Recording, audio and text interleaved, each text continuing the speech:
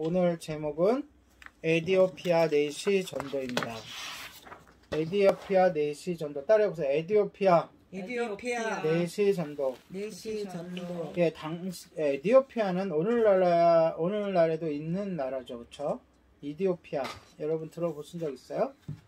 아프리카 북부에 있는 나라인데, 네, 그 나라의 내시. 우리나라의 예를 들어서, 과거에 내시가 있었죠. 우리나라도. 그래서 이게 좀 오해를 하는데, 내시라 그래서 그 남성을 제거하고, 그렇게, 하는 사람만을 얘기하는 게 아니고, 왕을 보좌하는 역할을 하는 사람들을 보통 내시라고 하는 거예요. 네, 우리나라에도 남성을 이렇게 제거하고 왕비나 왕을 섬기던 사람들은 내시 중에 일부의 특수한 경우에만 있었던 거예요. 모든 내시가 다 그랬던 건 아니고요.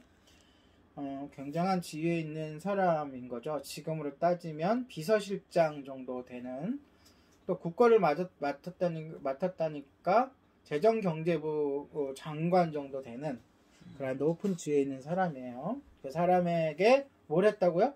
전도를 했다라고, 전도를 하고 열매를 맺었다라는 내용이에요. 오늘은 우리 지난주에 설교에서 우리는 무엇에 대해서 했죠? 어느 지역에 복음이 전파되는, 사마리아. 예, 사마리아 지역에 어떻게 복음이 전파되었는지를 알아봤어요.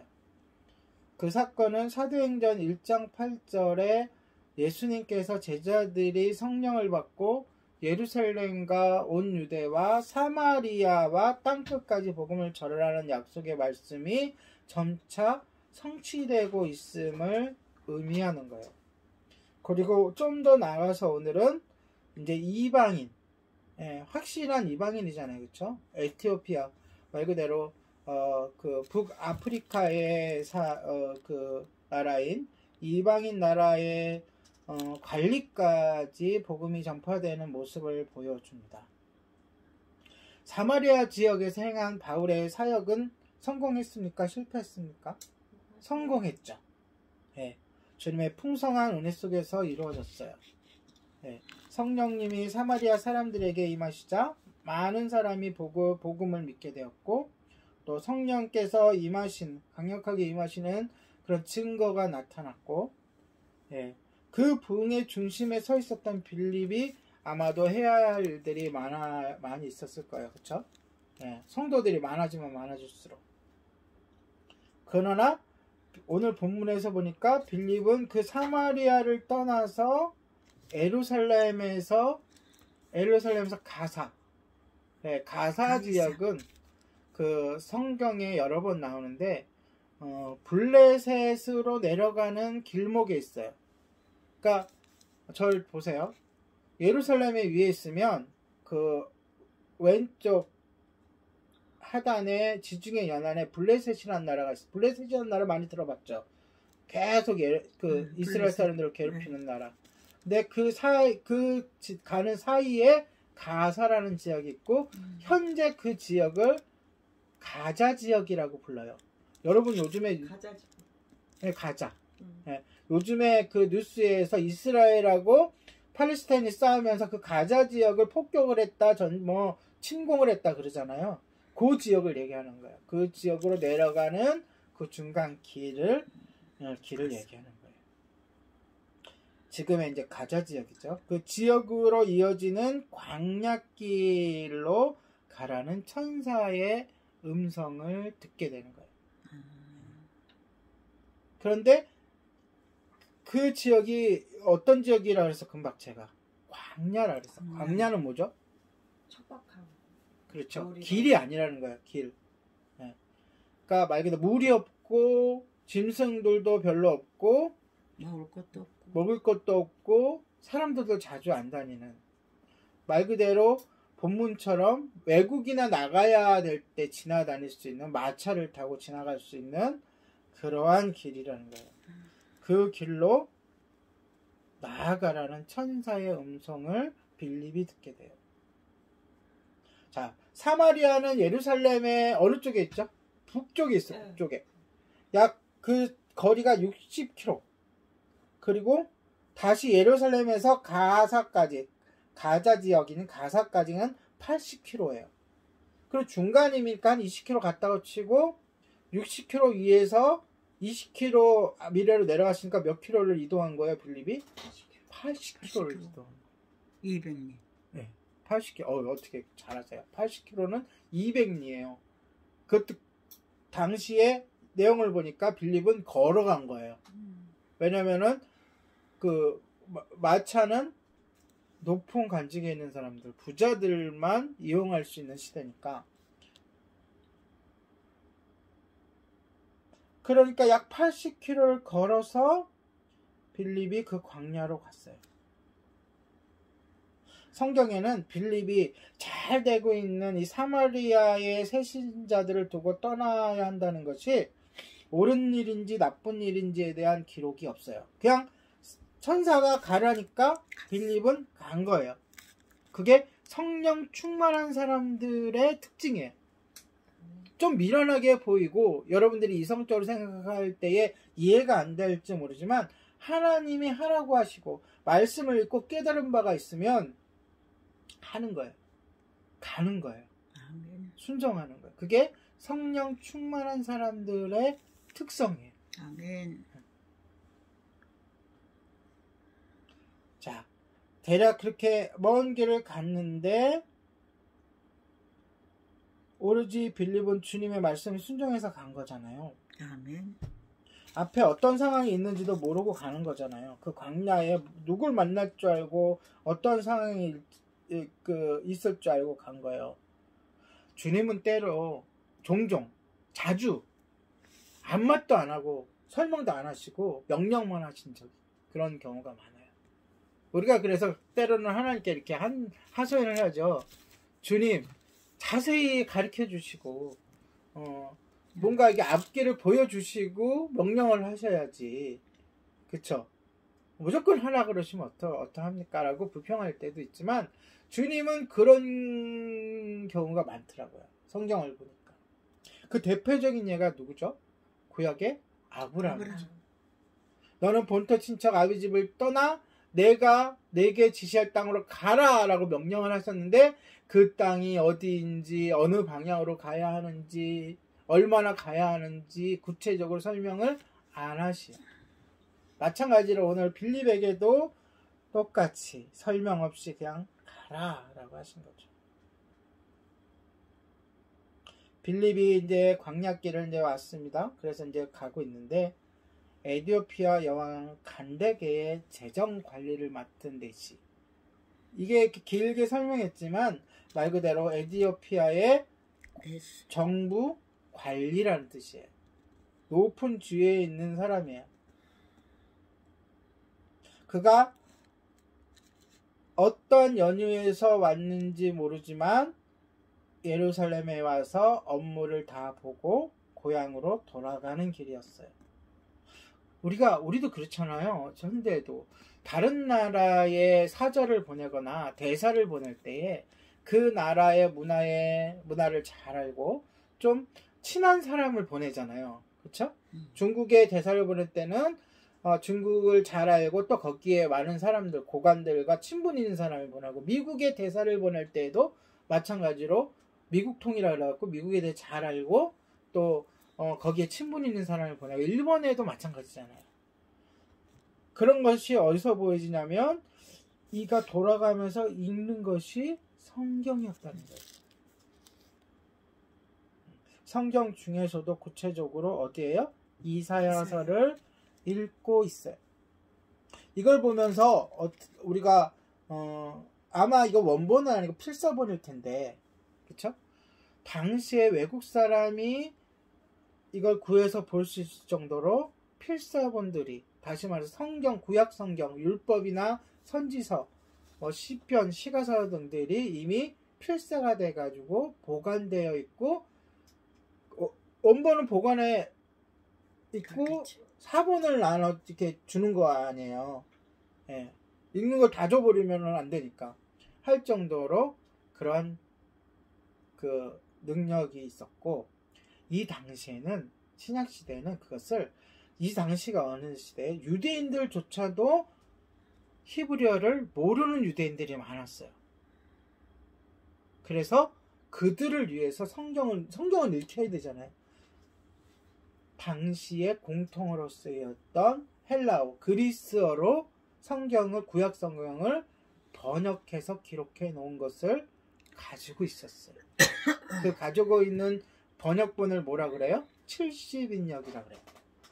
그러니까 그거는 뭘로 써져 있어요? 구약인데도 당시의 공통어인, 지금 공통어는 영어잖아요. 당시에는 그리스어, 다시 말해서 헬라어라 그랬어. 그리스어예요. 아마도 이 에티오피아 이 내시도, 이건 추측이지만 그 헬라어 번역본인 70인역을 읽고 있지 않았느냐라고 추정을 해요. 왜냐하면 뒤에 나오는 성경 이제 이사야서 본문이 소개하는 그 내용이 우리가 좀 이따 읽을 테지만 구약의 그 본문하고 약간 달라요. 네. 그러니까 약간 다르다는 의미는 의미가 다르다는 게 아니라 번역을 하면서 당시 사람들이 이해하기 쉽게 단어를 약간 변형을 시켰다는 거예요. 뭐 번역 사역이 다 그런 거거든요. 그 번역이 우리나라로 들어왔을 때에도 당시 우리나라 사람들에게 맞는 단어들로 바뀌었잖아요. 예를 들어서 빵을 어떻게 바꿨어요? 성경에 보면, 신약에 보면 떡으로 다 바꿨어. 원래는 단어는 다 빵이야. 무슨 얘기인지 아시겠죠? 그런 식으로 본 내용은 변질시키지 아니하고 우리가 성경을 잘 받아들일 수 있도록 이렇게 단어들을 약간씩 변경을 시켰는데, 마찬가지로 그런 흔적이 본문에 나온다는 거죠. 그래서 아마도 이 내시가 읽고 있었던 그 성경 이사야는 아마도 70인역이 아니었을까라고 추정할 수가 있는 거예요.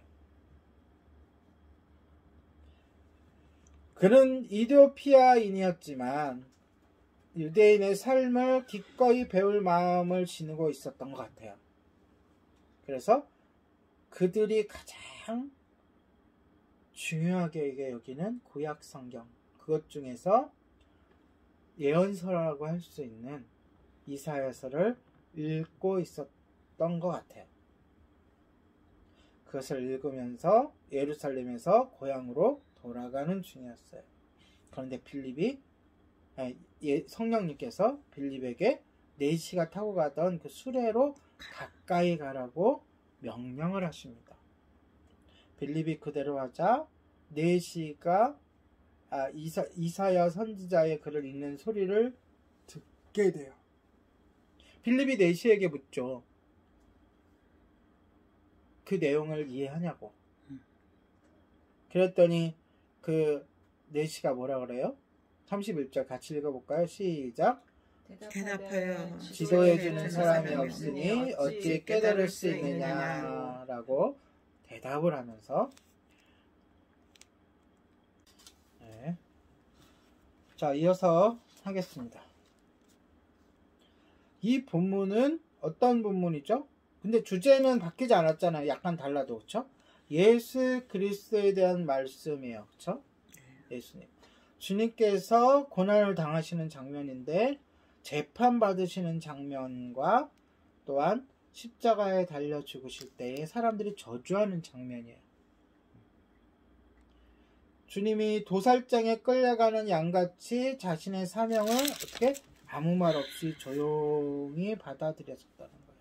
실제로 빌라도의 재판장과 가야바의 재판장에서 예수님이 꼭 필요한 말씀, 내가 왕이냐, 유대인의 왕이냐 라고 질문에 대한 그 답변만 하셨을 뿐이지 어떠한 변명도 어떠한 질문의 답도 하지 않으셨어요.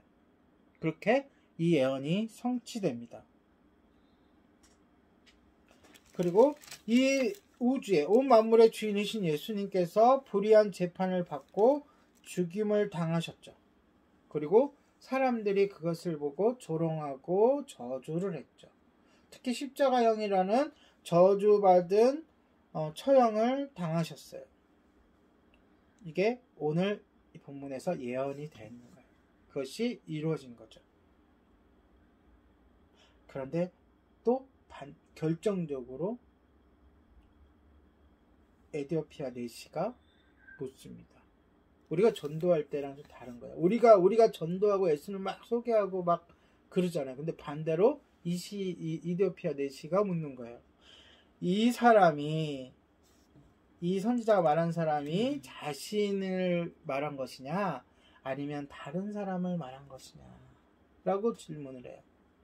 그러니까 그가 얼마나 성경에 열려 있고 얼마나 하나님께서 미리 그의 마음을 만져주시고 작업을 해주셨는지를 우리가 이 상황들을 보면서 알 수가 있어요.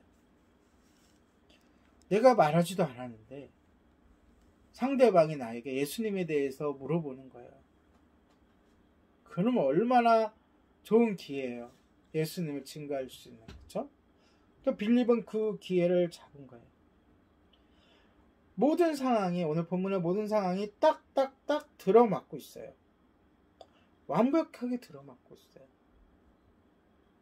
인간의 힘으로는 그런 조화를 만들어낼 수 없을 정도로 그 길에서, 그 광야길에서 만나는 것 자체가 신기한 거고, 또 속도가 달라요.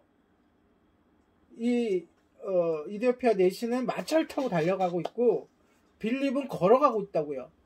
네, 이런 속도가 다르는데 서로 만나는 것 자체가 인간으로서는 할 수 없는 거고, 막 마차로 달려가는데 휙 지나갈 수도 있잖아요. 그렇죠? 그리고 아까도 얘기했지만 그 마음이 이미 열려져 있어서 마차로 초대하고 또 묻기도 하고, 이게 누구에 대해서 얘기를 묻기도 하고, 그런 것을 봤을 때 이것은 사람이 계획하고 사람이 준비한 것이 아니라 성령님께서, 하나님께서 준비하신다는 것을 우리는 알 수 있어요. 결국 중요한 것은 뭡니까? 성령님의 인도를 순종적으로 따르는 빌립의 믿음이에요. 아멘. 믿음이란요,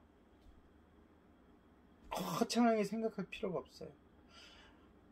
내가 이해할 수 없고 내가 보지도 않고 내가 알 수 없지만 하나님을 신뢰함으로, 말씀을 신뢰함으로 순종하는 것. 아멘. 이것이 믿음이에요. 아멘. 오늘은 본문을 통해서, 빌립을 통해서 하나님이 그 믿음이 무엇인지를 우리에게 가르치고 있습니다. 에디오피아 내시를 만나 복음을 전한 이 사건은 처음부터 주밀하게 성령님이 계획하신 일이었어요. 우리의 삶 속에서 우리는 얼마나 자주 나의 능력과 지혜로 하나님의 일을 한다고 하다가 실패하고 좌절하고 합니까? 저는 많이 겪어봤거든요. 이제는 그런 것들은 다 내려놓고 빌립의 사역처럼 하나님이 처음부터 끝까지 함께 하심으로 성공을 이루는 사역을 다 하시기 바랍니다. 아멘. 그러려면 나를 내던져야 돼요. 나는 사라져야 돼요.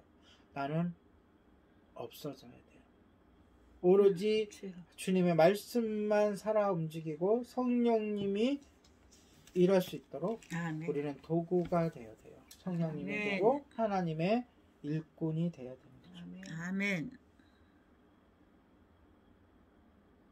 결론적으로 이 이디오피아 내시는 예수님을 영접합니다. 그걸 어떻게 알 수 있어요? 이번에도 역시 내시가 먼저 세례를 받겠다는 거예요. 네. 전도가 이렇게만 되면 얼마나 좋아요. 신이 나겠어요. 그래서 물이 있는 곳에서 세례를 받고 각자 갈 길로 갑니다. 좀 더 뭐 교제를 나누고 이럴 것보다 하나님은 더 급한 게 있는 거예요.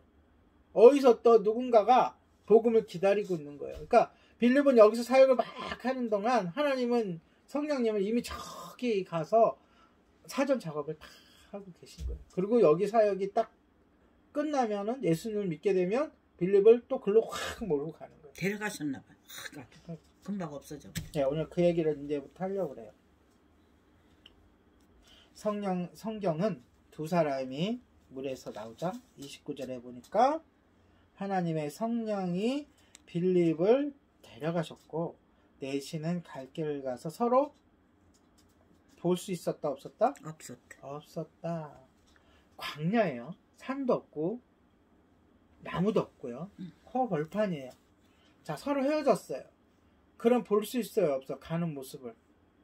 있어요 없어요? 있어야 평소에는 되는데. 있죠.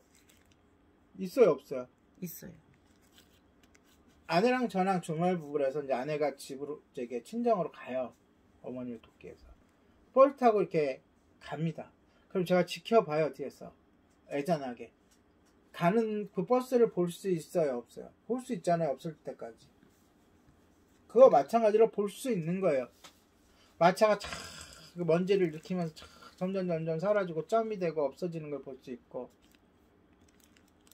수레가 마차나 수레나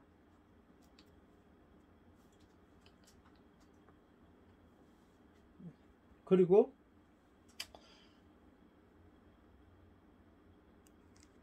이 필립은 걸어갈 거 아니에요 만약에 정상적이라면. 그러면 없어지는 게 점점 보이겠죠. 그런데 볼 수가 있었어요 없었어요? 본문에 없었어요. 벌써 없었어요. 빌립이 순식간에 사라져 버린 거예요. 네. 빌립에게 무슨 일이 생겼을까요? 헬라어 원문을 보면은요, 신약이니까 헬라어로 써져 있을 거 아니에요. 헬라어 원문에 보면 뭐라고 나오느냐? 성령님이 빌립을 잡아서 강압적으로 멀리 보내셨다고 기록이 나와요. 원문은. 그걸 우리나라 말로 번역하면서 이렇게 유화적으로 번역을 한 거예요. 그러니까 성령님께서 개입을 하셔서 그를 이동시키신 거예요. 원문을 보면. 빌립은 결코 반항을 하거나 회피하지 않으며 어떤 일이 벌어졌는지도 빌립에게 알려주자. 성경에도 나와 있지 않아요. 그렇죠? 이 본문은 누가 썼죠? 누가가 썼어요. 어떻게 썼죠? 이 장면을? 듣고 누구한테? 막아요? 아니요. 빌립에게 들었겠죠. 누구한테? 그러니까 추론을 하는 거야. 그런데 빌립이 내가 어떻게 해가지고 저 다른 동네로 날아갔다 아니면 뭐 걸어갔다 뛰어갔다라는 얘기를 안 한 거예요. 없어요. 그게 중요하지 않으니까 빌립 입장에서는. 그리고 누가도 그를 염두에 묻지 않은 거겠죠. 만약에 누가의 성격으로는 그걸 들었으면 반드시 여기에 기록했을 거예요. 아마도. 그게 중요한 게 아니었다는 거예요. 뭐 걸어갔냐 뛰어갔냐 날아갔냐가 중요한 게 아니라 뭐가 중요한 거예요? 하나님께서 성령님께서 빌립을 다음 사역지로 깜짝 놀랄 사이에 그게 성경에 안 적혀 있다니까요. 적혀 있어. 보내셨다는 거예요. 그런데 우리가 추론을 해보자고. 제가 이것 때문에 어저께 밤 늦게까지 설교를 준비를 마치질 못하고 좀 늦게 잠을 잤어요. 12시 조금 깐당깐당해서. 너무 재밌는 거예요. 그리고 이 추론을 해보는 거예요. 성경 다른 곳에는 이런 비슷한 것이 있지 않을까? 하고 찾아봤어요. 있었을까요? 없었을까요? 있었어요. 있었잖아요. 복음서에 보면 요한복음 8장 59절 그 다음에 누가복음 4장 28절에 30절에 이런 비슷한 내용이 나와요. 예수님의 대적들이 예수님을 죽이려고 합니다. 그 변론에서 막 지고 예수님을 어찌할 수 없으니까 죽이려고 막 돌로 쳐서 죽이려고 달려들어요. 그때 예수님이 그들 앞에서 호련히 사라지는 모습을 볼 수 있어요. 성경에 나와 있어요. 아마도 빌립도 이와 비슷한 상황이 아니었을까. 성령님은 하나님이십니다. 믿습니까? 아멘. 하나님은 전지전능하십니다. 믿습니까? 아멘. 못하시는 일이 없어요. 아멘. 우리가 보지 못하고 알지 못하고 우리가 경험하지 못했다 그래서 굳이 성경 본문 마지막 40절에 보면 30절에 40절에 보면 그를 다시 보지 못하니라라는 단어가 문장이 들어가고 마지막에 빌립은 아소도에 나타나 아소도에 가서도 아니고 아소도에 도착해서도 아니고 아소도에 나타나. 아소도란 지역은 어디냐면 아소도란 지역은 이 가사 지역의 북쪽에, 다시 말해서 또 이스라엘이 예루살렘에 조금 가까워지겠죠. 그러나 해변 쪽에 가사 지역에서 25km 정도 떨어져 있는 해변가의 지역이에요. 어느 한 마을이 아니고 도시가 아니고 어느 지역을 가리켜요. 예를 들어 우리나라 따지면 그러니까 뭐 충청도, 무슨 도처럼 여러 장소가 있고 여러 도시가 있는 지역이에요. 그래서 나타나서 어떻게 했다고요? 여러 성을 다니면서 다시 복음을 전하였다. 그가 성공적으로 목회 활동을 했던 사마리아로 돌아간 것도 아니고, 거기는 거기대로 그냥 성령님이 알아서 할 거니까 내비두고 어디로 갔다고요? 아소도라는 가서 여러 성을 지나다니면서 복음을 전하고, 마지막으로 어디까지 갔다고요? 가이사랴까지 갔다. 가이사랴는 또 어디예요? 가이사랴는 많이 나오더라고. 가이사랴도 갈릴리 지역. 그러니까 해변을 따라서 올라가면서 복음을 성마다 전하면서, 그러니까 거기가 어떤 해변을 지중해, 예루살렘 있으면 왼편 오른편 이쪽에는 홍해가 있고, 이렇게 이쪽 그 오른쪽 모든 경계는 다 지중해와 연결돼 있잖아요. 그 지중해 해변을 따라서 성마다 복음을 전하면서 어디까지 올라간 거예요? 갈릴리 바다 있는 그 위쪽까지 올라간 거예요. 가이사랴. 거기까지 가도록 뭐 한 거예요? 복음을 증거한 거예요. 여기서 이제 빌립은 무대에서 사라집니다. 계속 복음을 전하겠죠. 지금 내용을 보니까 이게 이른이라에서 끝났지만 여기에 뭐가 있는 거예요? 점점점이 있는 거예요. 생략. 계속 복음을 전하고 복음 활동을 했으니까 생략. 나중에 빌립의 이름이 이제 그 바울의 행적 중에서 나와요. 왜냐면 빌립의 그 자녀들이, 딸들이 있는데, 딸들도 그 성령에 충만해서 예언을 하는, 그러니까 사역자인 거예요. 그게 이제 나중에 뒤에 나오는데, 일단 여기서 빌립은 이제 드라마로 치면 드라마에서 사라져요. 자, 이것을 볼 때에, 빌립은 처음서부터 끝까지 뭐 했죠? 복음 전했지. 성령님의 명령에 순종해서 일로 가라. 그러면 일로 가서 뭐 했어요? 복음을 전하고.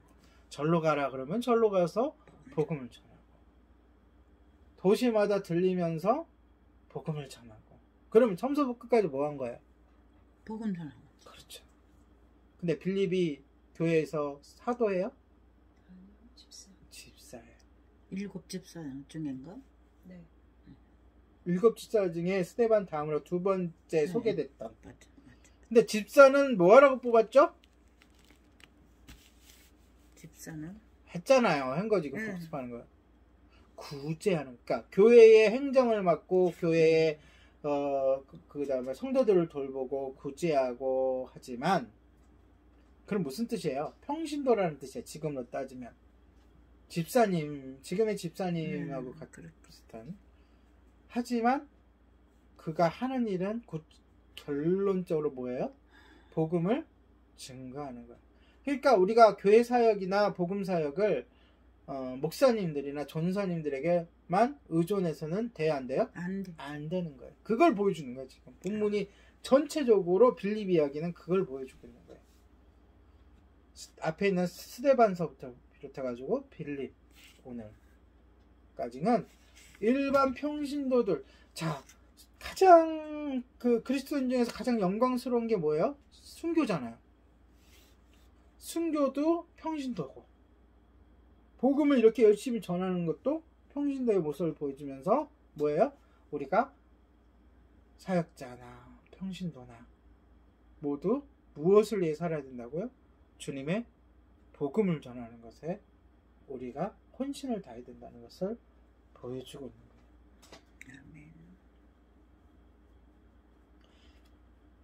그런데 빌립의 사역 기준이 무엇이었을까요? 바로 성령님이 명령하시는 것을 행하는 거예요. 묻거나 따지지도 않고, 가라 하면 가고, 오라 하면 오라고, 전하라 하면 전하는 거예요. 그러니까 우리가 생각하기에 복음을 전하기 위해서는 많은 것을 준비해야 되고, 많은 것을 훈련해야 되고, 많은 것을 갖춰야 된다고 해요.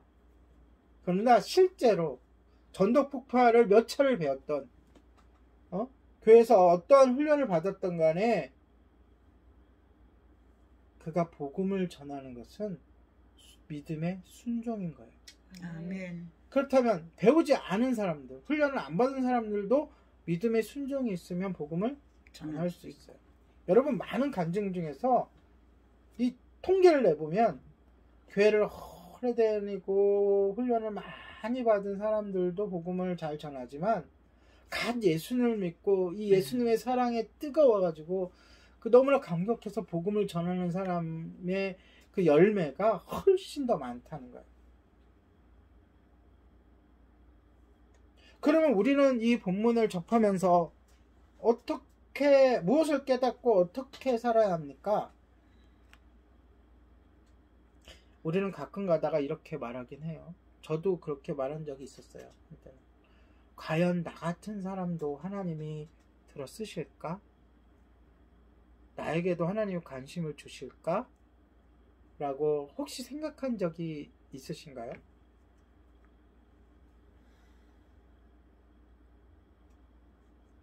여러분,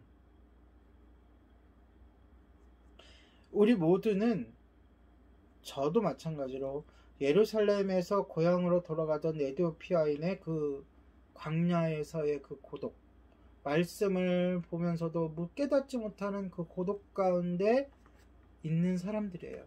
이 세상을 살아가는 동안에. 그런데 중요한 것은 그 한 사람을 위해서 성령님께서 모든 것을 조성하시고 빌립을 투입하신다는 거예요. 그 한 사람을 구원하기 위해서. 그 광야길을 마차가 아니라 뭐라 그랬죠? 수레. 수레를 타고. 뭐가 다르죠? 마차랑 수레랑? 수레가 더 고급이겠지? 수레는 사람이 끄는 거잖아요. 그런가요? 응. 마차도 수레를 끌 수 있죠. 마차, 말들도. 짐 같은 거. 하여간 여튼 수레든 마차든 난 동의해. 이게 뭐 수레가 큰 의미고, 마차, 뭐 그 소가문은 소차, 사람이 끄는 뭐 가마, 사람이 하는 건 가마가 확실하죠. 그 또 그런 게 다 포함된 게 수레가 아닌가 싶기도 한데, 하여간 그게 중요한 게 아니니까. 여튼 그에게 하나님이 뭘 맞추신가? 초점을 맞춰서 그를 구원하시기 위해서 모든 것을 동원하신다는 거. 그 사마리아 사역에 바쁜 가운데 있었던 빌립을 그걸로 투입을 하시고. 목적이 뭐야? 그 이디오피아 내시를 구원하기 위해서. 그러니까 우리가 아무리 광야길 같은 길을 걷는다고 해도 난 혼자야, 난 외로워 라고 생각하지 말고 주님께 우리의 마음을 토로하고 주님의 구원을, 주님의 은혜를 구하는 여러분 되시길 바랍니다. 아멘. 또 한면으로는 빌립처럼 우리도 말씀에 순종하고 성령의 명령에 순복하는 우리가 되면 뭐가 일어난다? 구원의 역사가 일어난다. 아멘.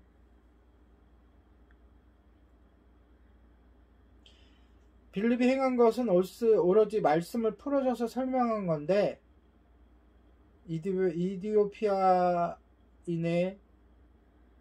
결과는 뭐였죠? 주님을 영접하고 세례를 받은 거예요. 그러면 우리가 할 일은 뭐예요? 딱 구분되죠? 우리는 전하는 것까지. 말씀을 전해.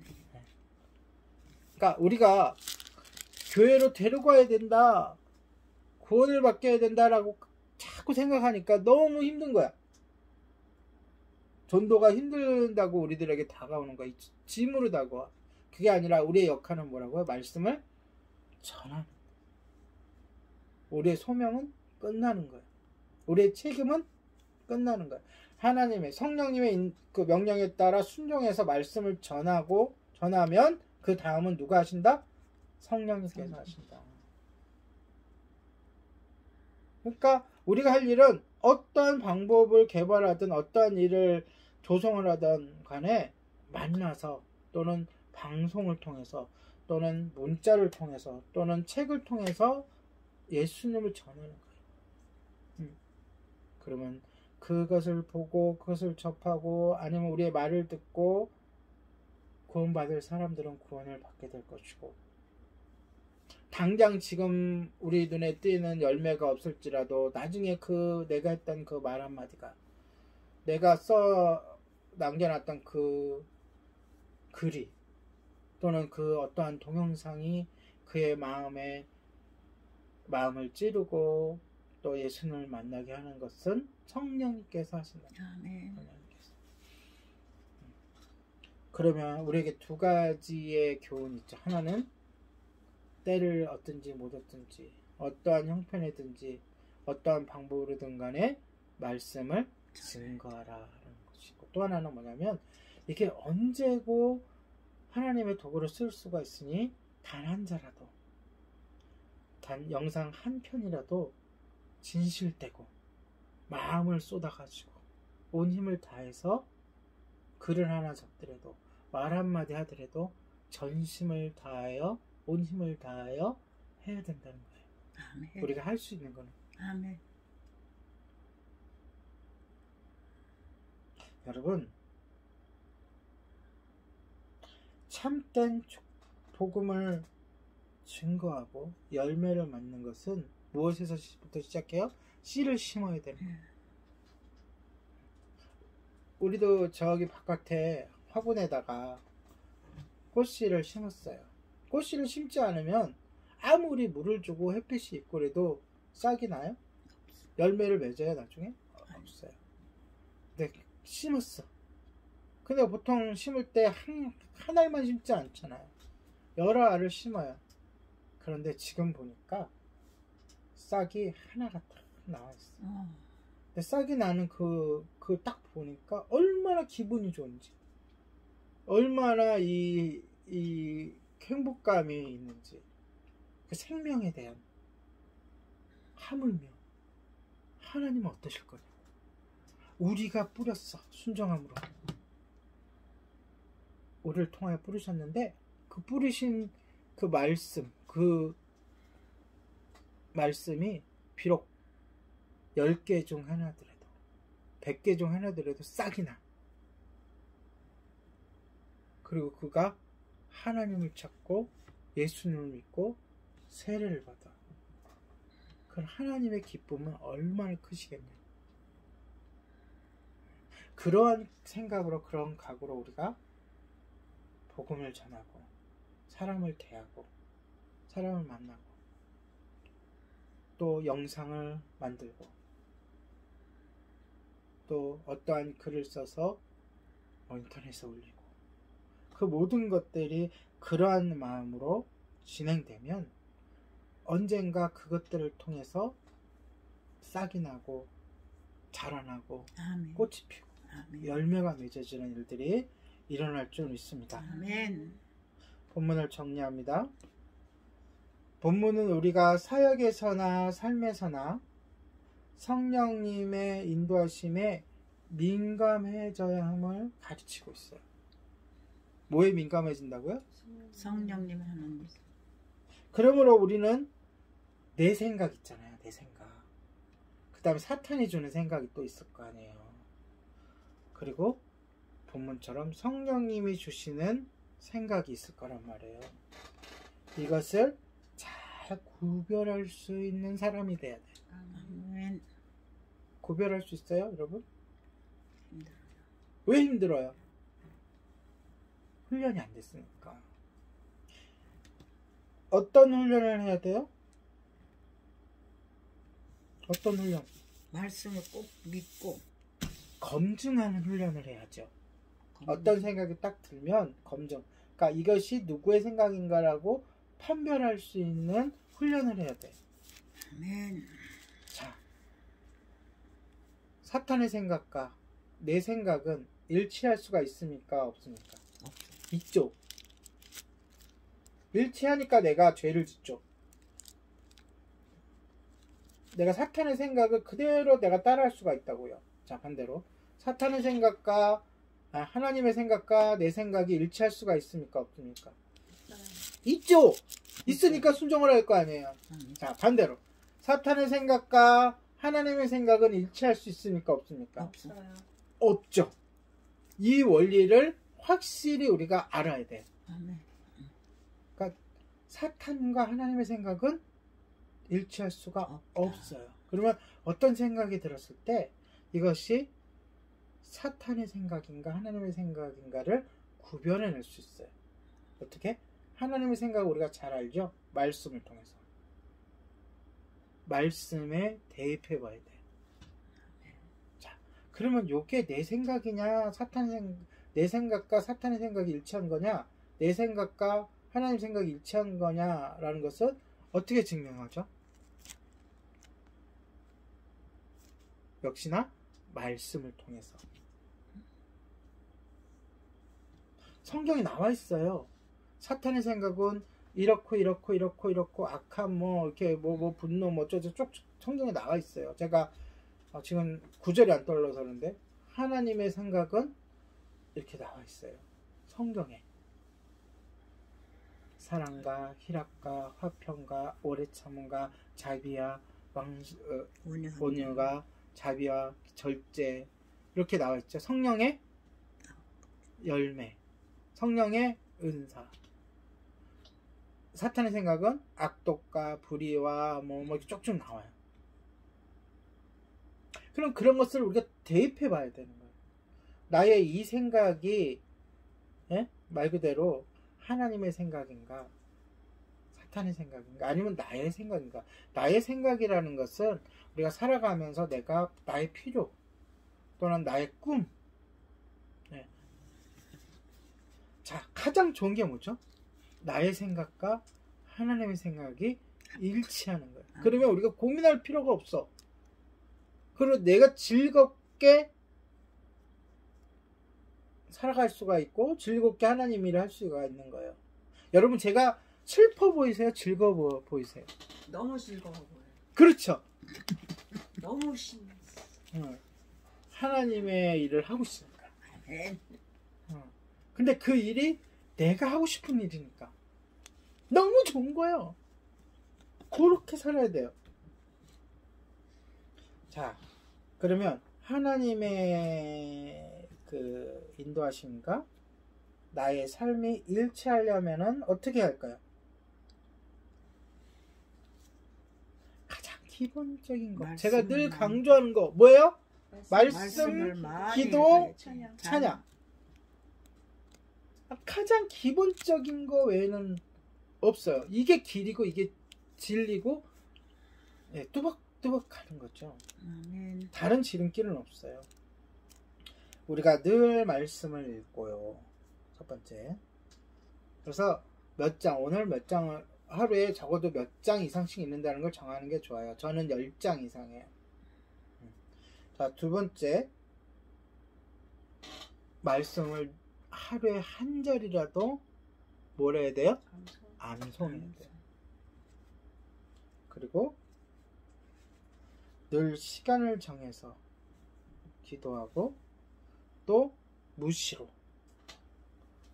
늘 기도해야 돼요. 이거를 계속 해야 돼요. 훈련을 한다는 건 뭐예요? 내가 처음에는 빵점짜리인데 훈련을 하다 보면 이게 30점, 50점, 60점, 80점, 100점으로 향해 갈 수 있다는 거예요.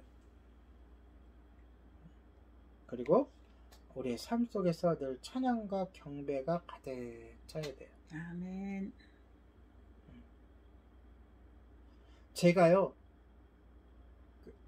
옛날에 가요를 너무너무 좋아했어요. 세상 노래. 나쁜 그 가사 있고 막 그런 거 말고. 그런데 그 듣는 시간에 오히려 뭘 들어요? 찬양을 듣고.